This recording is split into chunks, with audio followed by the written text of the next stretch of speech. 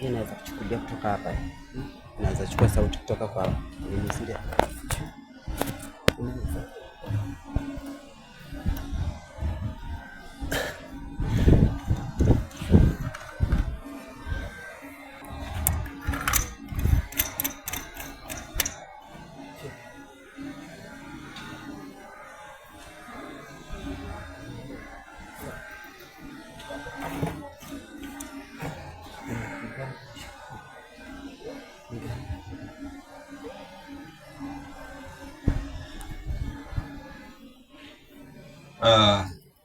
Sura ya 3:19 kitabu kile cha Matendo ya Mitume 3:19 inasema,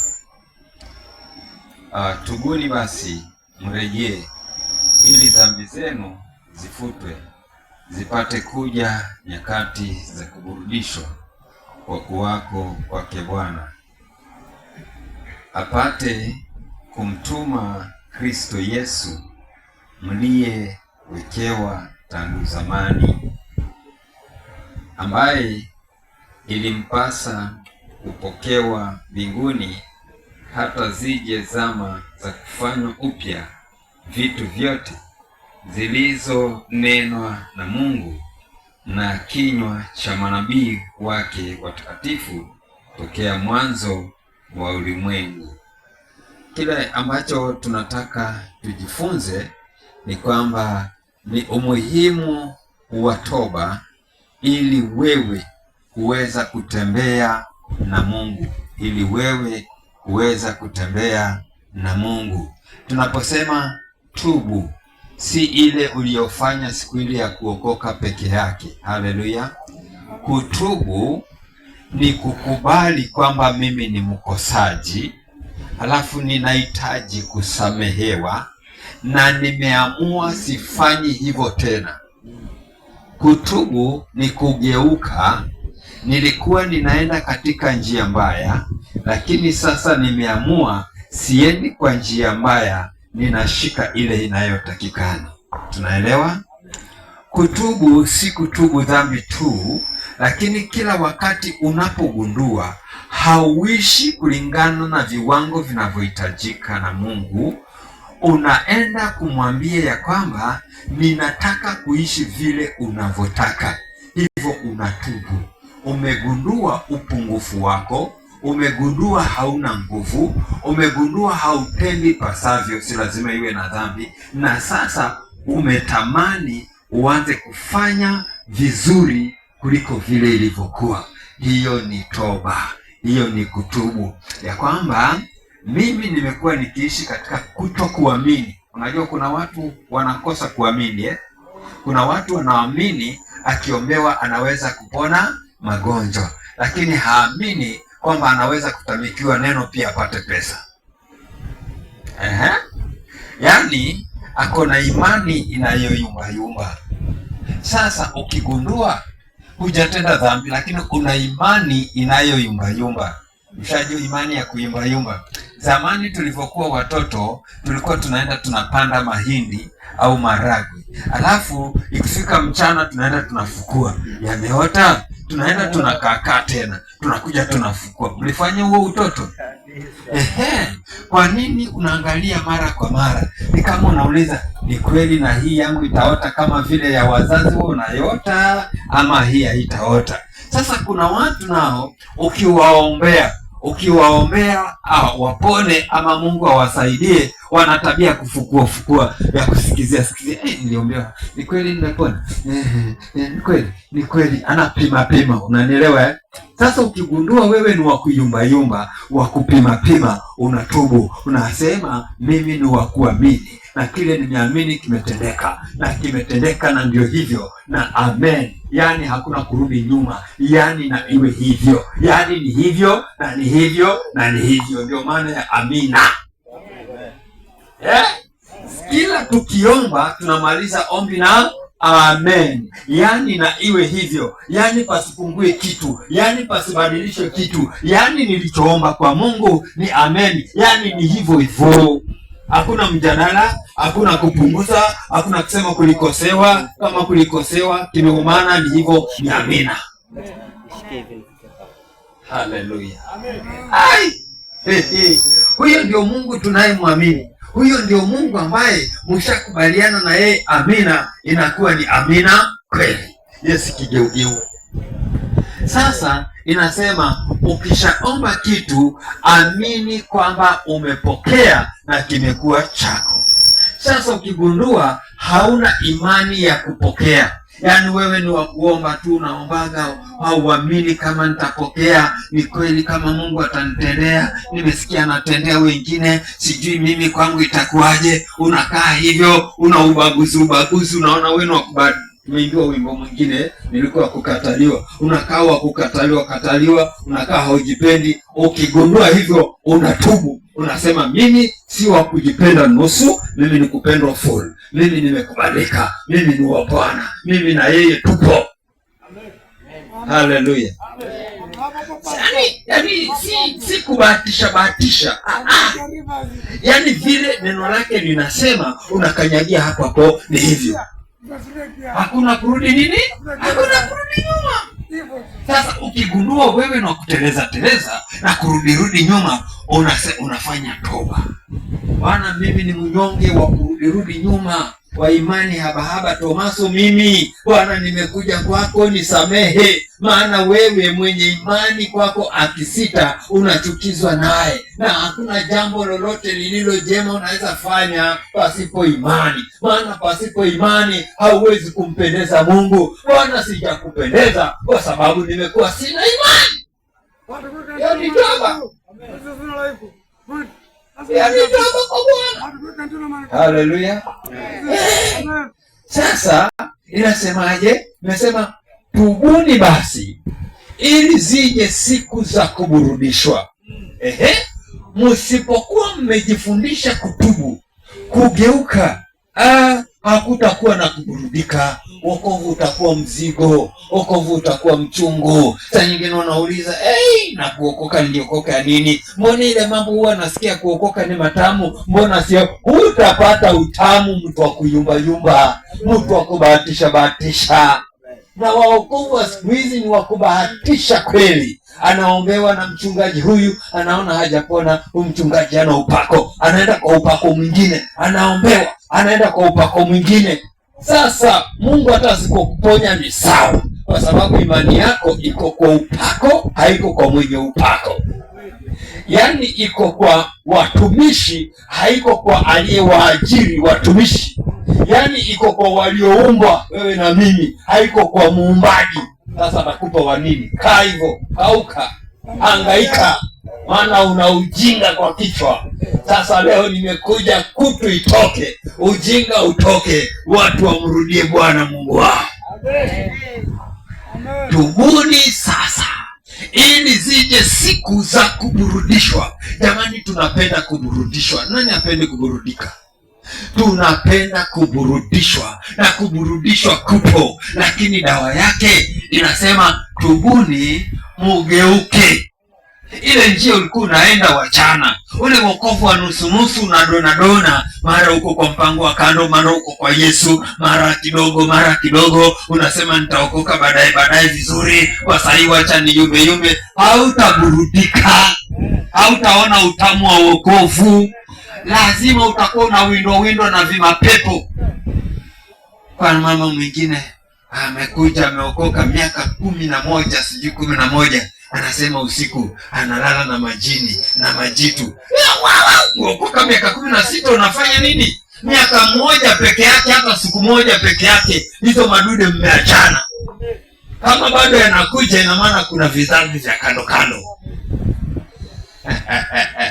Haleluya. Maana sisi bwana, kama tungejua ile siri ya wokovu tulionayo, hii dunia yote ingekuwa inatuogopa. Kuna msomi alikuwa mfalme wa China, akasema watu wa Biblia wangeheshimu Biblia yao, wangeshika Biblia yao, hakuna watu wengine wangekuwa na usemi, wangeitawala dunia. Haleluya. Ndivyo hivyo Biblia inasema ya kwamba Mungu ametufanya tuwe makuhani na wafalme ili tumiliki dunia, lakini kwa sababu tunasuasua tunakosa kumiliki. Leo hii waokovu ndio wanaenda kufua nguo za Wasomali huko kwetu, lakini sio huku kwetu. Sawa eh? Wasomali mtu wa kuangalia Meka, Mungu wake wa kuangalia Meka, Mungu wa kutawaziwa na maji, halafu tuwafanyie vibarua. Unaona vile tumeshuka bei? Sasa tunataka tutubu ili kuja kuburudika kwetu. Sisi si watu wa kuajiriwa, sisi ni waajiri. Naona eh? Sisi si watu wa kukopeshwa, ni wa kukopesha. Lakini leo mtaani tunafundishwa elimu za kukopa. Tuko na kopa fuliza, kopa sijui tala, kopa sijui nini, kopa, merry go round kopa. Huku mna vyama vya kukopa. Mpaka tunaishi kwa mkopo. Hiyo si maisha yetu. Ukigundua ya kwamba unaishi kwa mkopo, unakataa maisha hayo. Ukiyakataa, hiyo inaitwa toba. Ya kwamba Mungu, haya si maisha ulioniitia. Kuna maisha yangu, hayo maisha yangu nayataka, nimeyakujia, nitembee na wewe Bwana. Unajua Yesu alikuwa haonekani kama na pesa, lakini alikuwa na pesa. Wakati anasema ushuru, Yesu ni wakati wa kulipa ushuru, anamwambia Petro, oya, nenda baharini. Yule samaki wa kwanza unavua, sio kitoweo, angalia kwa mdomo, toa dhahabu hapo, leta tulipe ushuru. Haleluya. Unaonaje maneno hayo? Sio kuombaomba. Nenda baharini. Samaki sio kitoweo. Samaki yako na pesa huko, leta. Nayapenda hayo maisha bwana, watu kujiamini. Yesu hakuna mahali anaombaomba, hata alipoacha kazi ya useremala. Bwana asifiwe. Alikuwa anatembea, anavuka na maboti bila kulipa tikiti, maana watu wanaamua avuke na vyombo vyao. Bwana asifiwe. Sasa ninasemaje? Ukigundua zile ahadi zimeandikwa kwa Biblia, hauishi na zenyewe, jamani, tubu. Unajua tuko na ahadi tulizopewa na Mungu, zinaitwa za Abrahamu, si ndio? Abrahamu alipewa ahadi gani? Aliambiwa nenda kwa nchi nitakayo kuonyesha. Jamani, umefika miaka 30, umefika miaka 40, nchi yako hauna, bado uko kwa nyumba ya kupangisha. Unamwambia Mungu no. Hii miaka niliyofika kukaa nyumba ya huku mnakaa kwa mashamba yenu. Samahani, vizuri sana. Mimi sikaria. Bwana asifiwe. Unaangalia Mungu alisema nini? Alisema ahadi yako moja yao atalifanya jina lako kuwa kubwa. Yaani unaheshimika. Yaani kwa ile nafasi yako, ile kazi unafanyaga. Yaani unasifika kwa ile kazi. Hata kama unachoma makaa yako inasifika, maana haiweki na chenga. Inaambiwaga ni ya nani? Ni brand ya fulani. Ya fulani ndio ninataka. Yaani umejenga jina, hata kama jina la kazi ni chafu, lakini wewe ndio super. Amen. Haleluya. Amen. Yaani kwa ile kazi unayofanya unajulikana kwa, si eti unafanya kazi ya ufundi, unafanya vitu vya ajabu. Hapana. Mwenye unamjengea unamwambia ninataka uweke 6, uweke 12y. Anaanza kuambia weka 10. Unamwambia hiyo kazi yako achana nayo. Mimi standard inayodai ya elimu yangu na kazi nzuri ni 12. Au nawacha kazi, lakini kwa sababu unanjanja, leta tu bwana, tutaweka tu hivyo. Tutaweka. Unaharibu kazi, unajaribia jina. Lakini ukijenga vizuri kulingana na standard ya elimu uliyopata, kila mtu anakuja anauliza ni nani huyu fulani, nitalifanya jina lako kuwa kuu. Sasa ukifanya vikazi vya mchara, unatubu, unasema mimi sio mchara. Ndio maana unapewa kazi tu ya kujenga vyoo. Hawezi kujenga ghorofa, hawezi kujengesha nyumba ya maana. Kazi yako ni kupewa chimba choo na kujenga vyoo. Hiyo ufundi ulienda kusoma miaka 2 polytechnic, umeharibikiwa. Unapoteza. Kwa nini haufanyi standard? Sasa ile utaanza kufanya standard, kazi yako inajiuza. Wache kukaa kinjanja. Haleluya. Sasa ukigundua una mtanutano, ukipewaga kibarua unafanya vibaya vibaya, unaambiwa palilia hapo, unafanya palilia vizuri mpaka waulizege ninataka fulani anipalizie, alafu anakuta uko busy. Wakikuta uko busy inabidi wapandishe bei. Haleluya. Unalima kibarua na bei gani wakati wengine unapewa 10x10, unapewa 50 bob, wewe unapewa 200 kwa sababu unajulikana kazi yako ni super.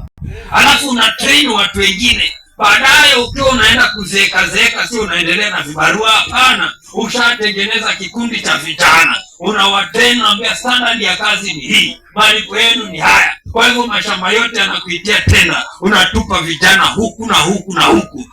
Unaenda kuangalia baadaye. Wewe nani amefanya vibaya vibaya hapa? Ni kibarua ya shambani lakini una jina. Haleluya. Mungu ameahidi tutakuwa na jina. Ukigundua hauna jina, wewe ni wa kudharauliwa mtaani, unastahili kutubu.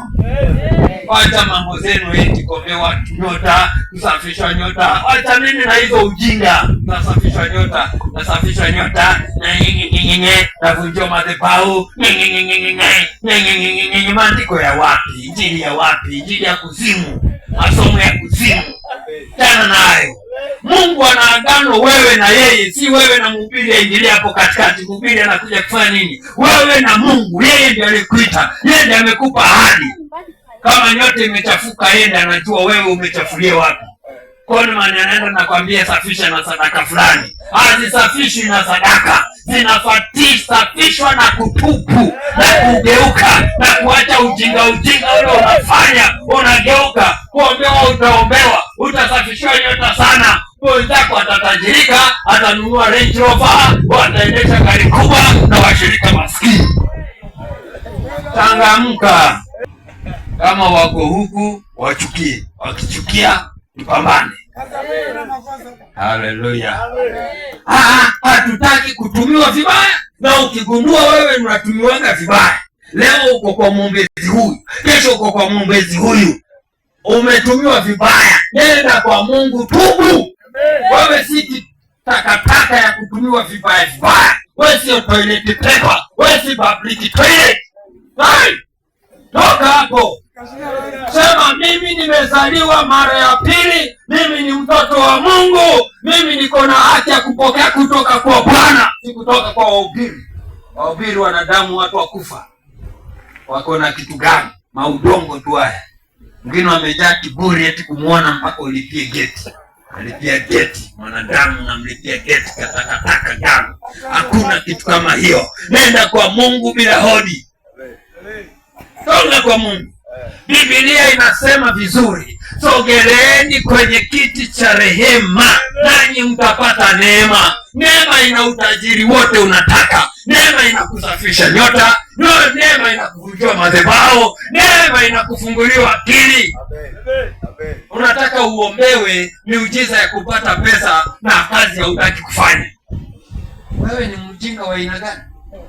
Nataka muombewe miujiza. Kwa Biblia hakuna kuombewa miujiza.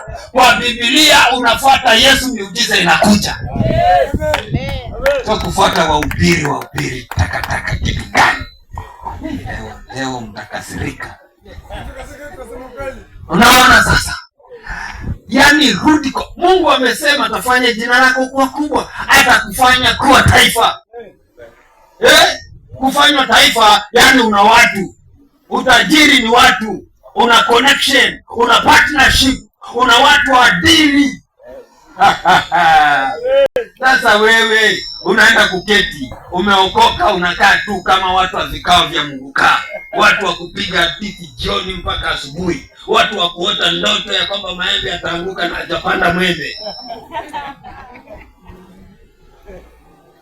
Nazi za wenyewe unaotea zitafika kwako. Watu wamefanya kazi zao vizuri, unawaita madevoloshwa. Fanya yako vizuri tukuite devoloshwa. Kwani iko nini? Fanya kazi, fanya kwa bidii. Biblia inasema tupa mkate panda mbegu asubuhi, panda jioni, panda mchana, maana haujui ni ipi ambayo itakaye kufaulisha. Hamjasoma kitabu cha Mhubiri? Sasa watu wanataka waende kwa muombezi, waombewe, nyota zisafishike, wapate bahati. Hatuishi kwa bahati, tunaishi kwa mpango. Mipango yako, Mungu anasema kabidhi mipango yake kwake, naye ataithibitisha. Wewe una mpango, unataka uoteshe nyota. Hata ukienda kwa Freemason utafukuzwa, hata ukienda kwa Illuminati utafukuzwa, maana hata Illuminati. Unaona, kama mimi nikienda hivi Illuminati niko na soko sana, maana najua usemi ninauweza kuuchonga, uongo ninauweza, ukweli ninauweza. Hapa naweza, huyu jamaa tukimweka hapa atatafuta hela.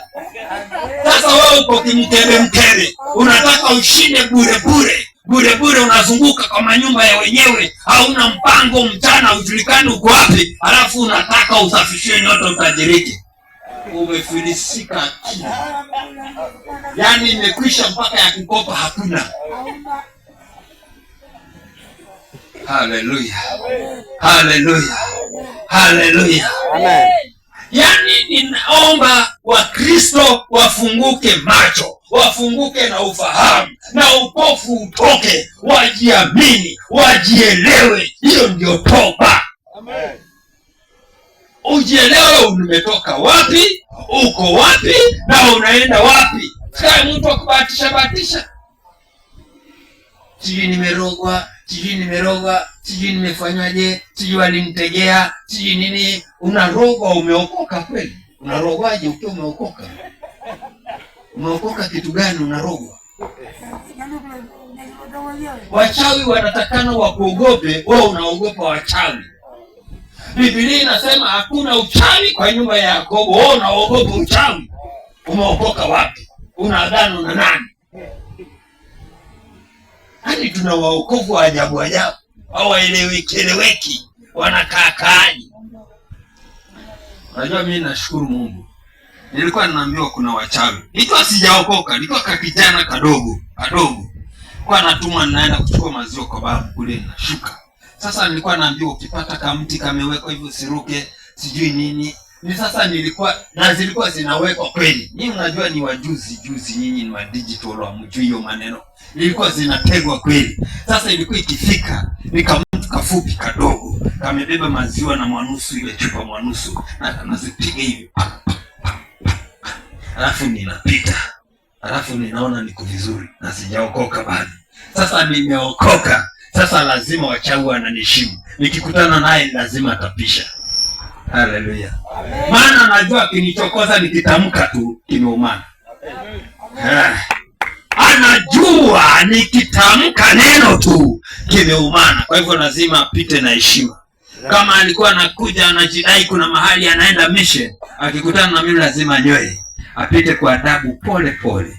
Na tena hata labda tumelingana, naambia shikamoo mzee, na naambia marahaba. Tupite tuheshimiane. Pita na mapepo yako na pita na roho wangu wa Bwana. Kikileta kama kinaumana, pepo zako ndio zitatoka. Mimi nitaendelea na safari. Sasa wewe unaogopa mtu mwenye pepo na mtu anayetembea na malaika, nani ndio nani? Mungu ndio mkubwa.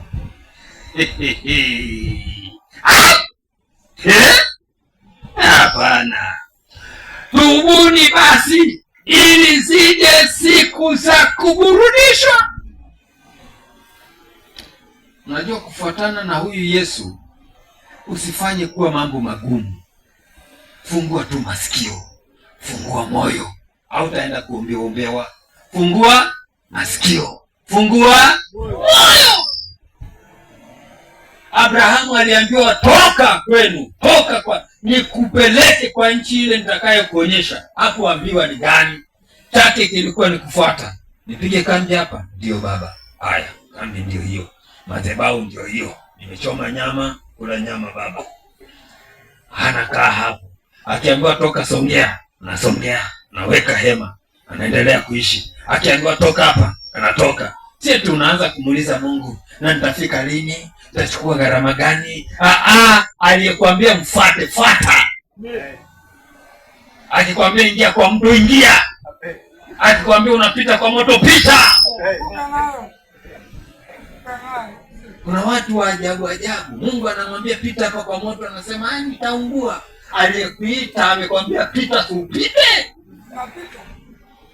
Kazi ni kulia mashetani. Hii ni kazi ya shetani. Unaugua kidogo shetani, kila kitu shetani, sahani kianguka pepo. Nini? Hiyo mapepo inajaa kwa nyumba yako. Inakaaje na wewe? Yaani wewe ukae na Mungu tena na mapepo yakae hapo. Vipi? Hii nyumba ni ya Yesu, hii nyumba ni ya Bwana, nimempa Bwana. Yaani mchawi na mapepo hayawezi pita kwa compound, hayawezi pita geti bwana. Tukutane huko njiani baada nimevuka geti yangu. Amen. Ile ni himaya yangu, utawala wangu na unaheshimiwa. Bwana asifiwe. Amen. Mimi kwangu kuna watu walikuwa wanakuja kuiba, lakini nikaja kuambiwa baadaye kwamba walikuwa wanafika wanakuta si penyewe, wamechanganyikiwa, wanaenda zao, hawajapata eneo ni gani. Nikasema ala, kumbe na mimi pia nitakuwa na hadithi. Saa ile Elija atakuwa nasema watu waliwapitisha kawapeleka kwa mfalme wakifikiri amewapeleka. Unajua hiyo hadithi? Yaani mfalme alitumana watu waende wamuue nani? Elija. Sasa hawa watu hawajui kwa Elija ni wapi. Sasa wakaenda wakamuuliza Elija mwenyewe, jamani, tumekuja tumefika hapa, tunamtaka Elija. Akawaambia, acheni niwapeleke kwake. Elija akatoka na wao, akawapeleka kwa mlango wa mfalme. Pale pale alikuwa ametumwa kutoka kwa ile nyumba, alafu akawaacha. Jamaa zikafunguka macho, ala, mbona tuko kwa mfalme, tumetumwa, tumejikuta tumerudi wapi? Hivyo sasa ndio watu wa kutembea na Mungu hao. Haleluya. Sasa wewe unababaishwa na vitu vidogo vidogo, kwa nini? Unyonge. Haya, tubuni basi ili zipate kuja siku za kuburudishwa. Jamani, tunataka kuona utamu wa Yesu, utamu wa wokovu. Utamu wa wokovu unapatikana kwa kutembea na Mwokovu, sio kwa kutembea na watu. Kutembea na nani? Chakunisumbua. Sasa ahadi nyingine Abrahamu alipewa ni gani? Bwana asifiwe. Kwa sababu ahadi hizo alizopewa Abrahamu ndizo wewe pia umefanya nini? Umepewa. Moja ingine inasema, utaenda usome mwenyewe, siko hapo katika kitabu cha Mwanzo sura ya 12 kianzia mstari wa 1 mpaka mstari wa 5. So, nasema wakulanio nitawafanya nini? Nitawalaani. Wanaokubariki nitawabariki. Sasa wewe unasengenywa kidogo, ushatembea mtaa wote. Wanasema mimi nasema, wanasema nini? Watakao kulani watalaniwa, watakao kubariki watakubariki. Kwa hivyo ina maana nini? Watu wakitaka kubarikiwa ni lazima wakuombee baraka, na wakitaka laana wajaribu kukulani. Hivyo ndio Mungu ametuweka. Unaonaje? Siko vizuri? Siko vizuri? Sasa wewe umetukanwa kidogo, kimbelembele nyingi. Umeudhiwa kidogo, kimbelembele nyingi. Lazima tuudhiwe. Hiyo tumeitwa na Mungu. Kuudhiwa lazima, kukasirishwa lazima, lakini tusikae na hasira, kwa sababu afya zetu zitaharibika. Usikae na hasira. Mungu anasema, Biblia inasema ukikasirika sawa, lakini usingojee jua likachwa. Haleluya. Amen. Kwa nini? Kwa sababu moyo wa mwanadamu wakati akiumbwa kulikuwa hakuna dhambi, kulikuwa hakuna makasiriko. Sasa dhambi ilipoingia, makasiriko yakaja, moyo ukaanzaga kuweka vitu. Ukiweka vitu, moyo unavimba. Kuna watu ni wagonjwa leo kwa sababu ya hasira. Kuna watu, jamani, mlishawahi kukasirika? Unakasirika mpaka appetite ya chakula inaisha. Unakasirika alsa zinamuka. Unakasirika unaenda chooni na hukupanga kwenda choo. Tuko na watu ajabu sana. Na ukiwa umeokoka hivyo hivyo. Bwana, hiyo si maisha yako tu. Umebeba hasira, Ukienda kwa daktari hataona, atapima choo, apime nini. Hivyo vitu ni vya kimapepo. Toka hapo. Wewe ndugu, tusitaniane. Rudi hapo.